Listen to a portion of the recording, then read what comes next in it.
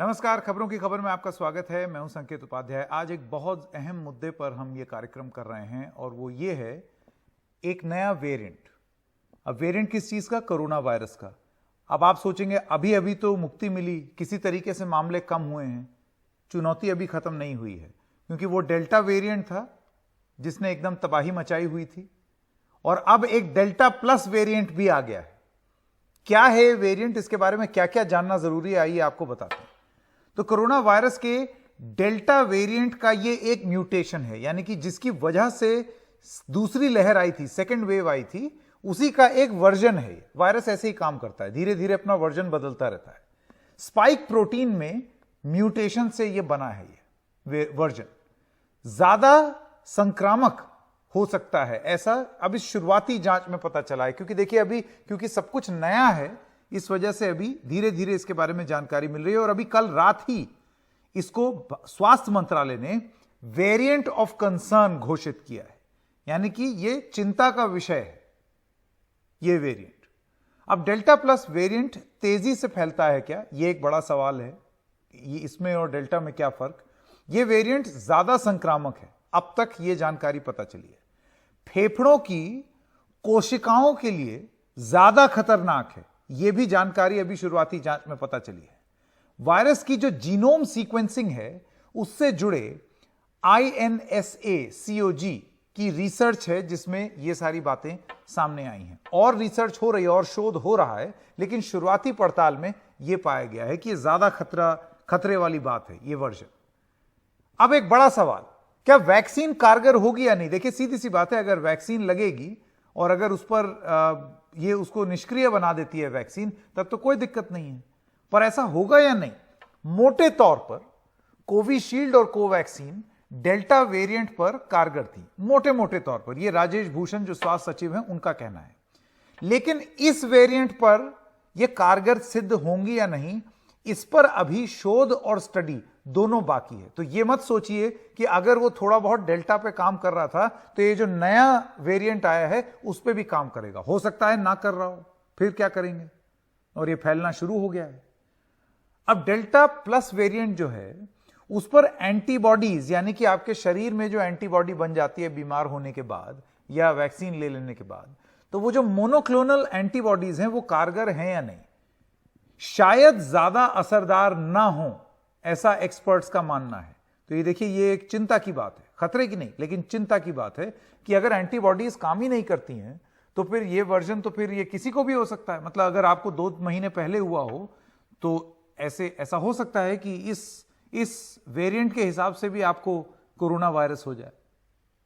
अब delta plus variant Bharat में कहां ये मामले मिले हैं आपको वो दिखाते हैं। देखिए बहुत लंबी लिस्ट है, तो आप ये सोच रहे होंगे धीरे धीरे मामले कम हो रहे हैं, नहीं, लेकिन अब ये नए मामले जो हैं वो भी तेजी से बढ़ रहे हैं। जम्मू में, पंजाब में, मध्य प्रदेश में, महाराष्ट्र में सबसे ज्यादा 21, कर्नाटक में 2, केरल में 3, आंध्र में 1, तमिलनाडु में 3, इतने मामले अभी डेल्टा प्लस वेरिएंट के मिल चुके हैं। और ये जो डेल्टा प्लस है ये दुनिया में कहां कहां है आइए आपको वो भी बता दें। अमेरिका में है, यूके में है, कनाडा में है, पोलैंड में है, पुर्तगाल में है, स्विट्जरलैंड में है, टर्की में है, रूस में है, चीन, भारत, नेपाल, जापान, यानी कि बहुत सारी जगह ये फैला हुआ है। तो इस वजह से अब जब हम अनलॉक कर रहे हैं, हम ये सोच रहे हैं कि सब चीज ठीक हो गई, अब अनलॉक कर दें, अब जाएं बाहर घूमें, तो आप ये जान लीजिए कि एक दूसरा वर्जन दस्तक दे रहा है, इतनी जगह फैल गया है। मैं स्वागत करना चाहता हूं डॉक्टर जलील पारकर। आप सीनियर पल्मोनरी फिजिशियन हैं लीलावती अस्पताल में। डॉक्टर पारकर, ये जितनी भी अभी तक जानकारी मिली है ये शुरुआती जानकारी है, अभी इस पर शोध जारी ही है। मैं आपसे जानना चाहता हूं कि आपने क्या पाया है, ये कितनी बड़ी चिंता का विषय है? मतलब अभी तो आप देख रहे हैं पूरी देश भर में जैसे जैसे मामले कम हो रहे हैं, धड़ाधड़ अनलॉकिंग हो रही है, तो फिर बढ़ जाएंगे मामले। देखिए, आपका ये जवाब देने के लिए मुझे कुछ चीजें आपको और दर्शकों को सबको पता होनी चाहिए। हाँ। कि सब में पहली बात जो ये है कि हम लोग ये जो वेव की बात कर रहे हैं, ये वेव क्या है? ये वेव ऐसी तो नहीं है जैसे हाई टाइड, लो टाइड या टाइडल वेव आ रही है, ऐसी बात नहीं है। जब कोविड पहली बार आया, जब हमारे यहाँ अप्रैल के महीने में आया लास्ट ईयर, गए साल, तो जब सब बीमार होने लगे तो हमने 3 महीने लॉकडाउन कर दिया। उसके ऊपर कुछ इलाज आ गए, जो बाहर के देशों में इलाज हो रहे थे वो हमने हमारे यहाँ भी अप्लाई किया और लोगों को दवाइयाँ देने लगे। फिर उसके बाद जैसे जैसे मरीज अच्छे होने लगे, कोविड कम होने लगा, तो हमने लॉकडाउन खोल दिया। लॉकडाउन खोलने के बाद लोगों ने ना अपना क्या कहते हैं उसे, सोशल डिस्टेंसिंग जो बोलते हैं वो नहीं किया, मास्क नहीं पहने, और सैनिटाइजेशन भी जिस तरह से करना चाहिए वो नहीं किया। इसमें 3-4 महीने निकल गए और फिर जो है वापस से कोविड आ गया, और ये सेकंड वेव जो है अब ये खत्म भी नहीं हुई है और हम थर्ड वेव की बात कर रहे हैं। तो ये जो वेव्स जो है, ये एक्चुअली ये नहीं है कि वेव्स कहाँ से आ रही है, ये हम खुद क्रिएट कर रहे हैं, क्योंकि हम न गवर्नमेंट की मदद करने मांग रहे हैं। पहले हम लोगों ने वैक्सीनेशन बराबर नहीं लिया, लोगों ने कहा हमको वैक्सीनेशन नहीं चाहिए। फिर उसके बाद जब वैक्सीनेशन उस वक्त कमी थी, उसके बाद वैक्सीनेशन ज्यादा होने लगे, तो लोग वैक्सीनेशन नहीं ले रहे थे, सोशल डिस्टेंसिंग नहीं मेंटेन करने मांग रहे थे। तो ये चीजें जो है, इसके वजह से ये वेव्स होने लगे हैं और ये वेव वापस आने वाली है। और आप ये लिख के लें कि ये कोविड ये साल भी खत्म नहीं होगा, हो सकता है अगले साल हो। हमें रिस्पॉन्सिबल सिटीजन होने के वजह से हमको गवर्नमेंट की मदद करनी चाहिए, हमको सोशल डिस्टेंसिंग मेंटेन करना चाहिए, वैक्सीनेशन सबने लेना चाहिए। ये हम नहीं कर रहे हैं और मैं अभी भी कह रहा हूं वैक्सीनेशन सबने लेना चाहिए, ताकि ये कोविड जो है वो सीरियसनेस उतना न हो, चाहे वो डेल्टा प्लस हो या डेल्टा हो, वेरिएशन हो, बहुत सारे लोगों को हो। ये सब बातें जो हैं ये बाद में आती है, पहले हमको जो करना है वो करना चाहिए, वो हम नहीं कर रहे हैं।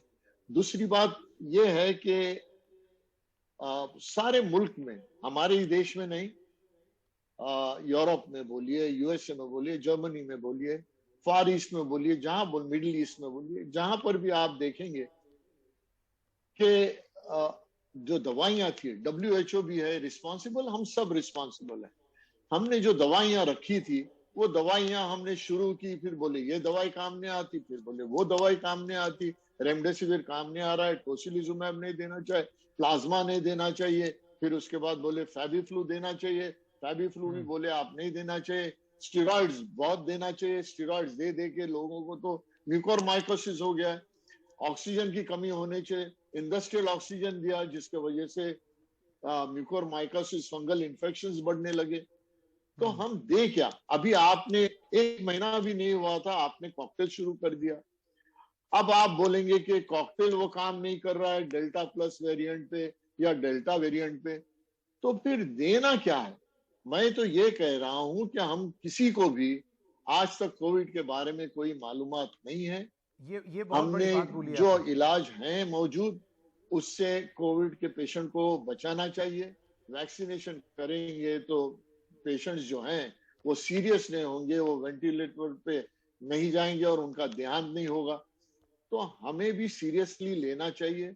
हम जितने फिजिशियंस हैं, हमने मरीज को देख के, हर मरीज एक इंडिविजुअल रहता है, उसको देख के हमने जो ये 1.5 साल में जो एक्सपीरियंस किया है उस हिसाब से इलाज देना चाहिए, ना कि हमने बैठ के सिर्फ ये बातें करनी चाहिए। रिसर्चर्स को अपना काम करने दें, अगर कोई ठोस मजबूत इलाज लेके आता है तो मैं मानूं। अब वो तो लेके नहीं आ रहे हैं, जो है उसको बंद करते हो, फिर शुरू करते हो, फिर बंद करते हो, फिर शुरू करते हो। इससे सारी जो कौम है मैं वो ये जो आप बात बोल रहे हैं डॉक्टर हर कोई पारकर, बौखला जाता है। इन तो इन हमें इन सब इस पर बातों का कुछ बहुत हद तक गौर जवाब से, देने में ध्यान से शायद डॉक्टर ये वर्मा करना सक्षम चाहिए हो। कि आप हमारे एडिशनल जो डायरेक्टर आगे जनरल ऑफ हेल्थ सर्विसेज हैं। उससे हम डॉक्टर राकेश वर्मा, आपने सुना डॉक्टर जलील पारकर क्या कह रहे हैं। अलग अलग चीजें हो रही हैं। आपकी जो पूरी प्रणाली है जिसके तहत लोगों को आप दवाई दे रहे हैं, नहीं दे रहे हैं, वो लगातार बदलती जा रही है। सरकार का ये कहना है कि हम सबको जैसे जैसे विज्ञान हमें बता रहा है कि क्या करना है हम वो कर रहे हैं, लेकिन ये जो डेल्टा वेरिएंट है, डेल्टा प्लस अब जो नया आया है, इसके बारे में अभी कल दोपहर तक ये कहा जा रहा था ये वेरिएंट ऑफ इंटरेस्ट है, शाम आते आते ये वेरिएंट ऑफ कंसर्न हो गया। कितनी बड़ी चुनौती लेकर के आ सकता है डेल्टा प्लस? संकेत साहब, जो आपका क्वेश्चन है बहुत ही सामयिक और बहुत प्रासंगिक है। अपनी बात शुरू करने से पहले मैं आपको, आपके एनडीटीवी को बहुत धन्यवाद देना चाहता हूं कि आपने इस कोविड एरा में लास्ट 2 सालों में सरकार के साथ कंधे से कंधा मिला के जनमानस को कोविड के बारे में सूचना देके, उनको आगाह करके, उनको प्रिकॉशन बता के नित्य प्रति आपने काफी समय दिया है। इसके लिए आपको साधुवाद। सभी चिकित्सक गण की तरफ से आपको साधुवाद। और आपकी जो डाटा है वो बाय एंड लार्ज पूरी प्रॉम्प्ट है और बहुत अच्छी है, और सारा आपका कवरिंग जो है बहुत पॉजिटिव एस्पेक्ट पे है। अब जो जेनेटिक की बात आ रही है कि जो कोविड-19 वाला वायरस है, ये गिरगिट की तरह अपने आप को रोज मॉडिफाई कर रहा है, रोज इंप्रूव कर रहा है। दो उसकी जेनेटिक सीक्वेंसिंग होती है, उसको स्टडी करने से मालूम पड़ता है कि इसमें कौन सा प्रोटीन, कौन सा आर्टिकल ऐसा है जो मरीज को संक्रमणता की ज्यादा तरफ ले जाता है। तो उसे जीनोम के सीक्वेंसिंग से हम पता चलते हैं कि वेरिएंट 1 था, वेरिएंट 2 था, वेरिएंट 3 था। अब जीनोम सीक्वेंसिंग से 3 तरह के मॉडिफिकेशन स्टडी किए गए। पहला है जेनेटिक वेरिएंट ऑफ इंटरेस्ट, कि जिसमें हमारा इंटरेस्ट हम स्टडी कर रहे हैं, उसमें एप्सिलॉन था, ईटा था, आयोटा था, कप्पा था। वो वेरिएंट थे जिससे हम बहुत परेशान, वरीड या बहुत भयभीत नहीं थे।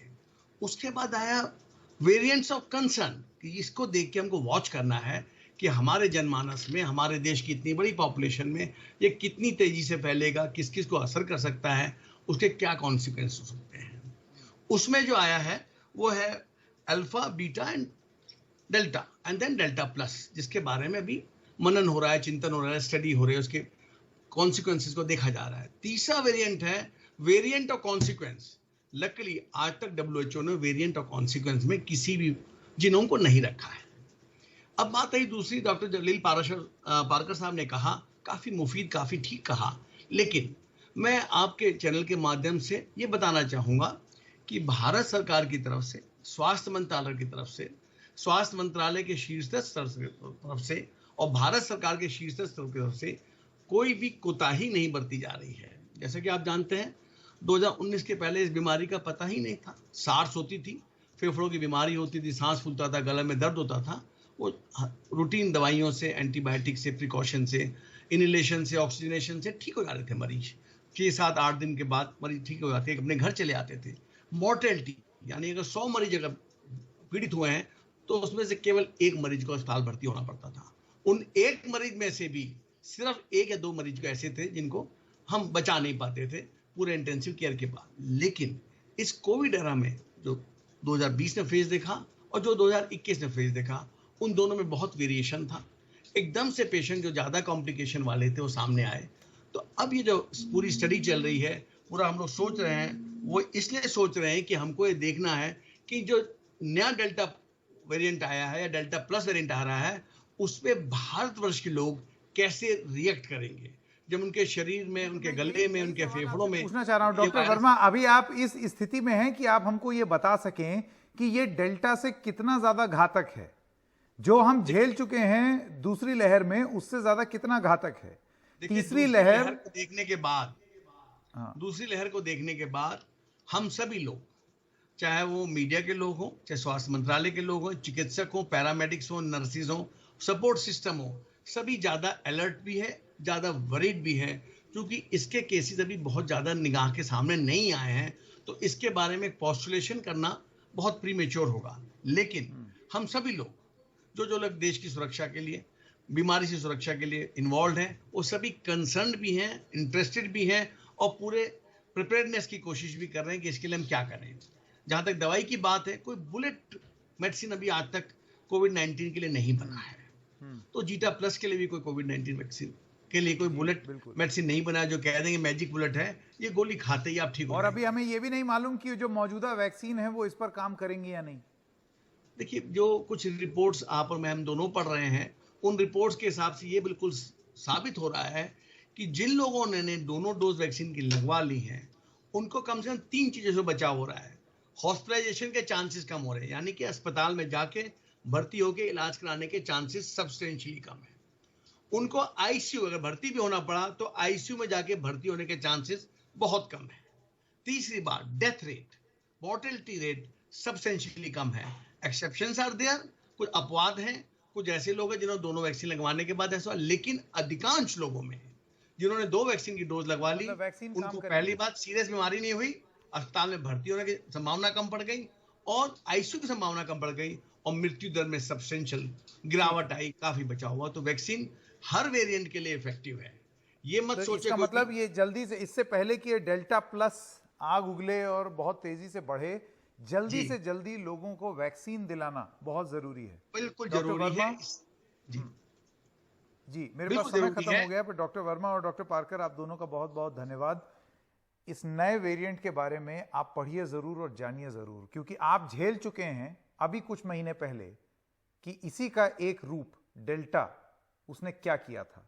ये डेल्टा प्लस है, ये याद रखिएगा। एक छोटे से ब्रेक के लिए रुक रहे हैं, अभी हाजिर होते हैं।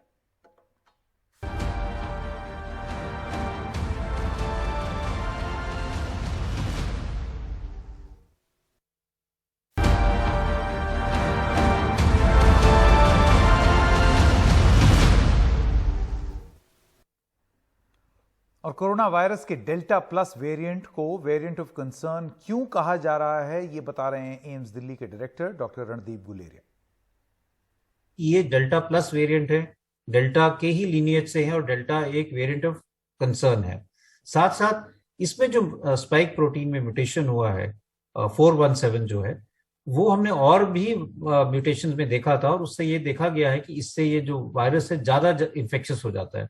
इसलिए कई लोगों का मानना है कि हमें सतर्क रहना चाहिए, ये वायरस अब ज्यादा फैल सकता है और इसलिए इसको वेरिएंट ऑफ कंसर्न का दर्जा दिया गया है। लेकिन क्लोज ऑब्जर्वेशन की जरूरत है, स्पेशली जहां जहां पे केसेस बढ़ रहे हैं कि वहां पे ये वायरस डोमिनेंट वायरस तो नहीं